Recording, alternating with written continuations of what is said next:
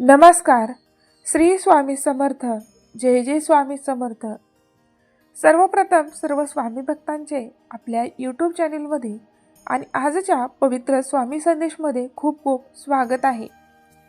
आज स्वामी तुम्हाला म्हणत आहेत की बाळा, तुला जर मला भेटण्याची थोडीशीही आस असेल किंवा तुझ्या मनामध्ये माझ्याबद्दल थोडेसेही प्रेम असेल तर हा संदेश तू शेवटपर्यंत ऐकून पहा.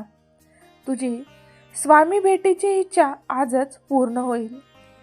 स्वामी सांगतात की आपण कुठल्याही देवाकडे, ज्या देवाकडे तुमची श्रद्धा आहे, ज्या भगवतावर तुमचे प्रेम आहे, त्यांच्याकडे फक्त एक पाऊल टाकून त्यांना भेटण्यासाठी पुढे गेलो, आपल्या मनातील भक्ती त्यांना आपण दाखवली तर देव आपल्याकडे 100 पावले टाकून आपल्या जवळ येत असतो.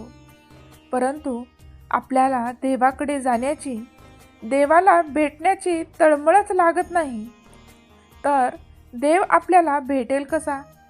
परमेश्वराची प्राप्ती ही कधीही तुमच्या वयावर, तुमच्या श्रीमंतीवर आणि तुमच्या जाती धर्मावर अवलंबून नाही. देव कधीही तुमचं वय, तुमचं सौंदर्य किंवा तुम्ही जीवनामध्ये किती पैसा कमवला आहे, तुमची प्रतिष्ठा किती मोठी आहे किंवा तुमची जात किती श्रीमंत आहे किंवा किती वरच्या जातीचे तुम्ही आहात किंवा खालच्या जातीचे तुम्ही आहात, असा भेदभाव कधीही करत नाही. तुम्हाला जर देवाला भेटायचे असेल तर फक्त तुम्हाला देवाला भेटण्याची असणारी तळमळ हीच तुम्हाला देवाला भेटवू शकते, देवापर्यंत नेऊ शकते. ही तळमळ असणे अत्यंत जरुरीचे आहे. ती तळमळ जर कशाने लागत असेल तर ती फक्त तुम्हाला लागते की देवांची शरणागती तुम्ही गेल्यानंतर, देवाच्या चरणाशी तुम्ही लीन झाल्यानंतर देवाला भेटण्याची तुमची जी आस आहे ती देवापर्यंत पोहोचते.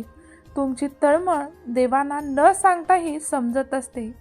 कारण देव कधीही तुम्हाला बाहेरून ओळखत नाही, तर देव तुम्हाला अंतःकरणातून, तुमच्या मनातील भक्तिभावातून कणाकणाने ओळखत असतो.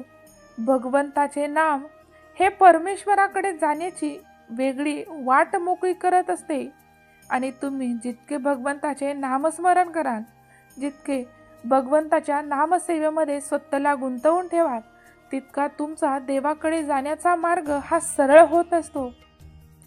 आणि आपल्या हातून तुम्ही जितके चांगले कर्म करत राहाल, देवाने सांगितलेल्या मार्गाने तुम्ही चालत आहात, सरळ मार्ग आपल्या हातात धरून तुम्ही जर थेट मार्गाने चालत असाल तर देव तुमच्यापर्यंत नक्कीच पोहोचेल. आणि देवापर्यंत तुम्ही पोहोचलात म्हणजे तुमच्या जीवनाचा उद्धार झाला म्हणायला हरकत नाही.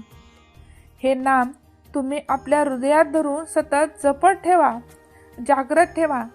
नामाचा आधार तुमच्या जीवनातील सर्वस्व स्थान सरते. साधनांचा संबंध मनाशी जास्त असल्यामुळे प्रयत्नाने मनाला अंतर्मुख करता येते.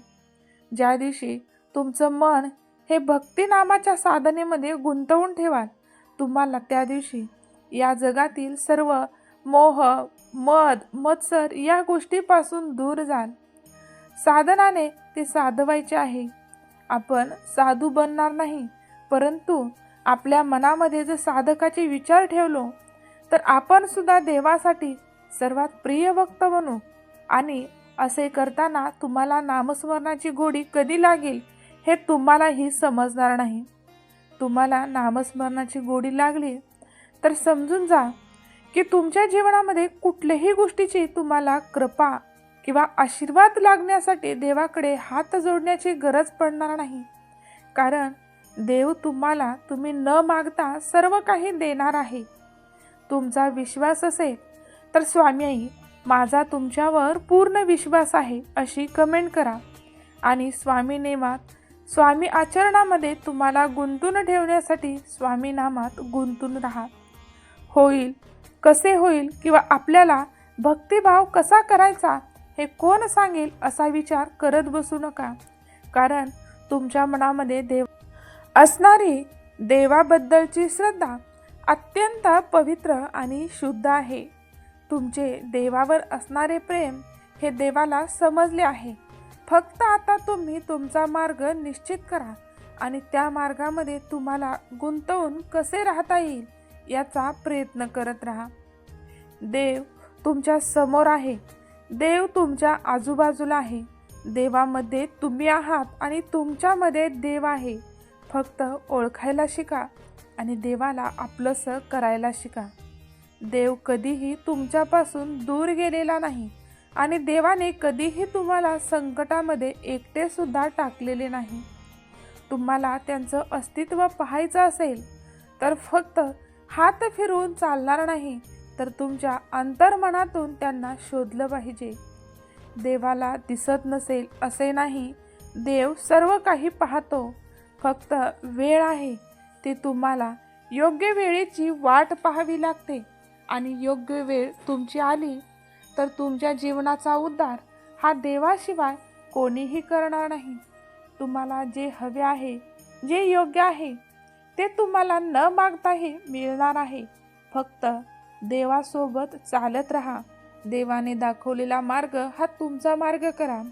ज्या दिवशी तुमच्या अंतःकरणाने तुमच्या मनावरती देवाचं राज्य घडवून आणलं, त्या दिवशी तुमच्या जीवनात असणारा सर्व काही पापाचा डोंगर हा दूर होईल आणि तुमच्या मनात असणाऱ्या सर्व इच्छा पूर्ण होणार. आता स्वामी तुम्हाला सांगत आहेत की बाळा, घाबरू नकोस. तुझ्या मनाचा पूर्ण मी अभ्यास केला आहे. तुझे मन हे स्वच्छ, सुंदर आणि पूर्ण स्वामीमय झालेले आहे. फक्त आता तुला काम एकच करायचे आहे. कधीही स्वामी नामापासून दूर जाऊ नको. तुझ्यापासून देवाला कधीही दूर करू नको. मी तुझा आहे. फक्त माझ्यापासून वाईट विचार घेऊन दूर जाऊ नकोस, कारण माझ्यासोबत आलेला माझा भक्त हा कायम माझाच असावा. सत्य सोडून वाईटाच्या मागे न जावा, हा माझा अट्टहास तू पूर्ण करावा. बाकी तुझ्या जीवनाचा सर्व सार मी बघेन. तुझ्या जीवनाचा सर्व गाडा मी लोटणार आहे. जीवनात कष्ट येणार, संकट येणार, दुःख येणार, पण घाबरून मार्ग सोडू नकोस, कारण माझ्या कृपा आशीर्वादाचा हात सदैव तुझ्या सोबत आहे. माझे नामस्मरण प्रत्येक वेळी, प्रत्येक प्रसंगामध्ये तुझे रक्षण करेल. जीवनात कितीही संकट आले तर स्वामी समर्थ हे नाव तुला प्रत्येक संकटातून तारणार आहे. आणि तुला तसा अनुभव असेल किंवा स्वामी नामाने जराही तुझ्या जीवनामध्ये उत्तम घडले असेल किंवा तुझ्या जीवनामध्ये थोडेही चांगले प्रसंग आले असतील, तर स्वामी तुम्ही मला असेच मार्गदर्शन करत राहा आणि योग्य वाट दाखवत राहा, अशी कमेंट करा. धन्यवाद.